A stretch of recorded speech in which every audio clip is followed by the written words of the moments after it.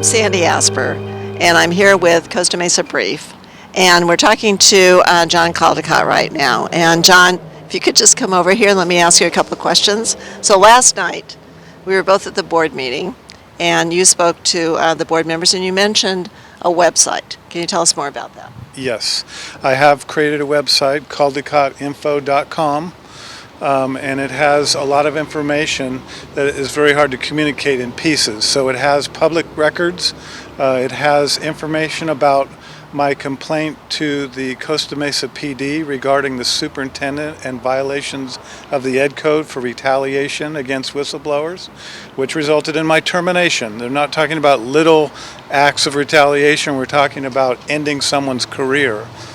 It has information from the court and the decision. It also has some new information that I covered with the board about hidden payments to Paul Reed totaling $340,000. Could you tell us more about that, the Paul Reed part of this? Sure. And then I'd like to go back to your filing with the police department. Okay. Well, based on public records that I just received, this is a new issue that has been documented through public records. Paul Reed has been receiving $340,000 from a contract section that was very vague. The amounts were never approved by the board. They were never made public. And now we have discovered that that has been paid to Paul Reed.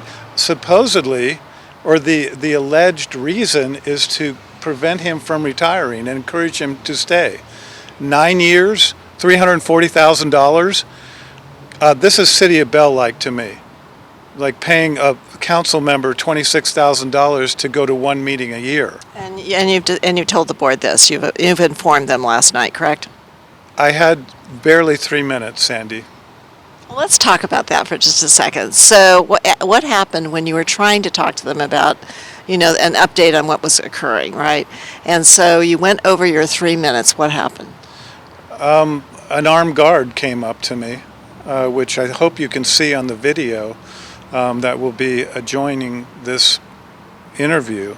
The armed guard came up, he got right next to me, he moved the microphone out of my face and started moving me back out of the audience, which I was cooperative. Never seen that happen to anybody. In fact, the entire meeting, Costa Mesa community was present. Everybody was given more than 3 minutes. No armed guards came up. John Caldecott.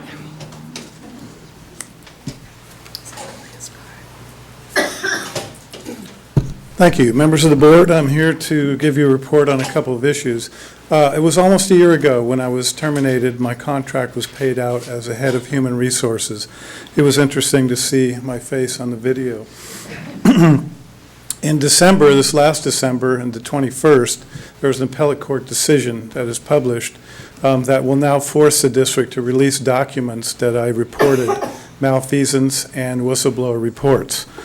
I am here to tell you that I have a website now. It's caldecottinfo.com, where I am publishing the information that I'm receiving is now being released in public records. I also have advised you many times that retaliating against whistleblowers, which the appellate court confirmed that I was, is against the law, and that is specifically in the Ed Code. I have filed a report with the Costa Mesa Police Department regarding the conduct of Fred Navarro and violation of the Ed Code. And those documents are also on the website for people to see the public information, the documents that led up directly to my termination. Pay close attention to the last 24 hours. But from December 24th of 14, when I requested records, I was gone within less than a month after 10 years of a career at Newport Mesa. I would also like to tell you that I'm here because I don't want any other employee to be intimidated, coerced, or retaliated against for raising questions about this district's practices with regard to financial matters or other matters. And I'm committed to see that journey out. I had a new request for public records, and I'm here to tell you that you have some problems because Mr. Reed, based on the request I received January 11th, has been receiving hidden payments of $340,000 over 9 years. Hidden from the public, the amounts are not reported on his total compensation salary statement approved by the board each year. $31,000 to $40,000 each year for 9 years has never been publicly disclosed on those amounts. Extra compensation is allegedly to encourage Mr. Reed not to retire. For 9 years, $340,000 not to retire? Really? There's no other actions taken by Mr. Reed? He's paid for his job. Is it necessary to pay someone for 9 years? From HR, I've never heard of such a thing. We're talking about money issues tonight. You spent nearly $500,000 on an appellate court decision and terminating Caldecott. $340,000 to Mr. Reed. Even more egregious is considering his fiduciary responsibilities as a CBO. Dr. No has said no to a lot of us, and he has said yes to this form of compensation. Mr. Caldecott, can you wrap up in the next 20 I know you have seconds? let others go on, so I would appreciate the same 20 seconds. consideration. It is questionable whether this tax-free compensation would be condoned by the IRS. It does not go through the payroll. It's off the books. It's through the business office. It's not through the payroll. I've never heard of that either for this type of compensation. It may also be discriminatory when you have a fringe benefit for one highly paid employee that you don't offer to other highly paid employees. This is essentially done the with Reed this. retirement Sir, system. would you ask him to go? Now, you haven't taken anybody, thank you very much. Thank you. Information is on my Thank you. website. Caldecott. Time's up. I Nancy? think we know that we don't want this word out. Okay. And what's fascinating is on another video clip from the audience, you can see Fred Navarro smiling when the armed guard was taking me away. I think we know that we don't want this word out. Okay, all right, seeing no other cards? Smiling. No, I'm telling you, Sandy, that is not the kind of professionalism that this district deserves out of the superintendent. Can you tell, so, and we just finished your trial, not trial really, but your pleading, and you won, so congratulations, and can you tell us something about that?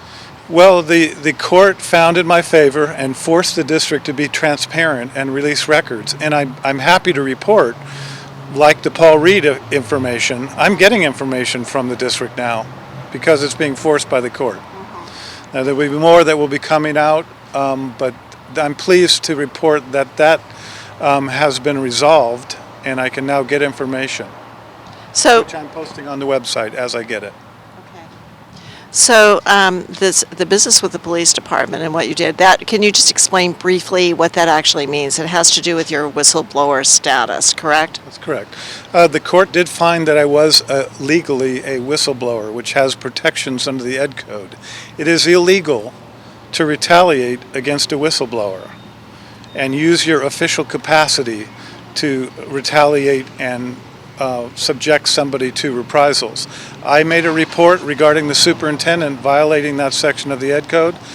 I outlined the exact sequence of events, and it is supported by public records that involve written communications back and forth between the superintendent and me. Very disturbing communications, I must say. So what could be the possible result for the superintendent? Well, by the way, that is on the website, the whole scenario. What is the website again? It is caldecottinfo.com. It's one word, Caldecottinfo. Well, the code has a criminal section and a civil section. Criminal section is up to a $10,000 fine and 1 year in jail Wow. if convicted. Yeah, that could be serious. Obviously, it's up to the DA at this point. Okay, so where are we going from here? What's your plan, apart from that? There are other proceedings in the works that I can't reveal at this time, but there is more to come, Sandy. And I'm not going to stop until an employee can go up to the microphone or raise an issue regarding a concern about the district without being fired or retaliated against, or have their career impacted or sidelined. That should never happen.